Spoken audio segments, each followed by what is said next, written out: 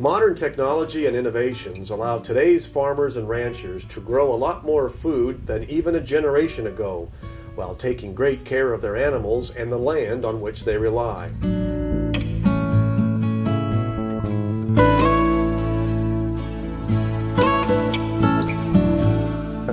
I grew up on a family farm and ranch here in East Tremont. I grew up loving what my dad and my uncle and my grandpa do, and that's all I ever wanted to do.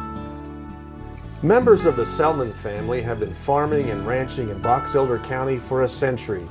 The family owns 300 acres of irrigated farmland in East Tremont. They also own and lease rangeland throughout northern Utah and into Wyoming. We're into our 5th generation of raising sheep.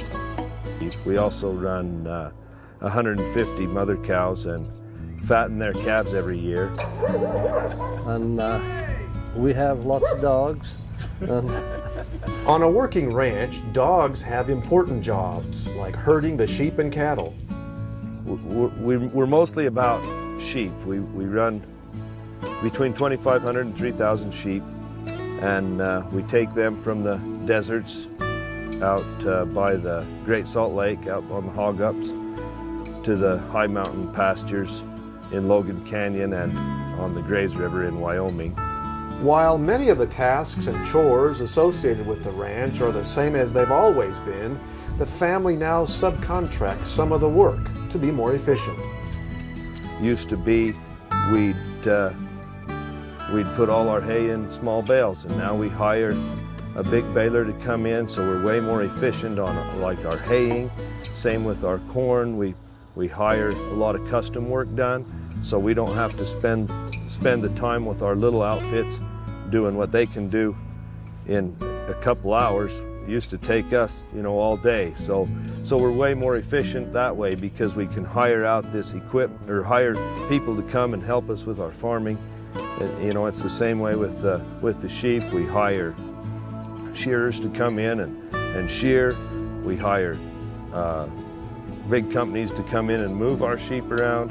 And so everything becomes more efficient, so we can spend more time on the ground with these little problems that can't be hired out. One problem they face that hasn't necessarily been helped by improved technology or management is the continuing threat of livestock depredation by predators. When I was a little boy, they had 1080 that they worked on the coyotes with in the wintertime, and now, of course, that was taken away in '72. And now the coyotes are, though they're still a huge problem and we work at them all the time, now the bigger predators are a bigger problem. We have mountain lions and bears now. We've even been depredated on in Wyoming by the wolves, and we found out what a huge loss they can inflict upon us. So, things that I heard my grandpa talk about with mountain lions and bears and wolves, I thought, well, we'll never have to worry about that. But now here we are with that. One of our biggest losses and our biggest problems is the big predators. Noxious weeds have become a bigger problem in recent decades, but improved technology, equipment, and management techniques have helped ranchers like Selman stay productive. We have leafy spurge, we have rush skeleton weed, we have Medusa head ryegrass, plus all the normal river bottom weeds that plague everywhere.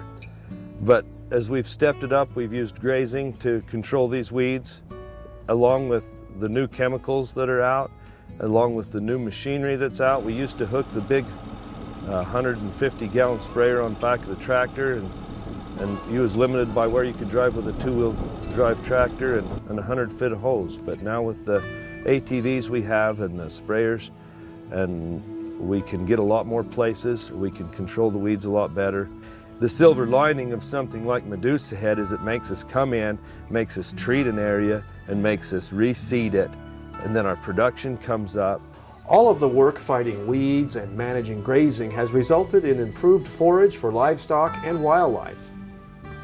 I watch the elk come in and the deer come in the spring of the year using those new forbs that we've planted in these areas, and they get the critical feed that they need, high protein feed, to bring them out of a tough winter. So the wildlife benefits, then we come in later with our livestock, and again, we've got more production on the ground, so we can either stay longer or even increase a few numbers to make our private ground more efficient for, again, livestock and wildlife. But on the winter range, well, we've got the sage grouse out there that we're very partial to. We're protecting these threatened species. On our 4-mile property, we have probably the biggest concentration of prairie chickens there, and they tell us the biggest concentration in the state, and we're proud of that. It's innovations like these that help today's agriculture meet the food security needs of an ever-expanding population.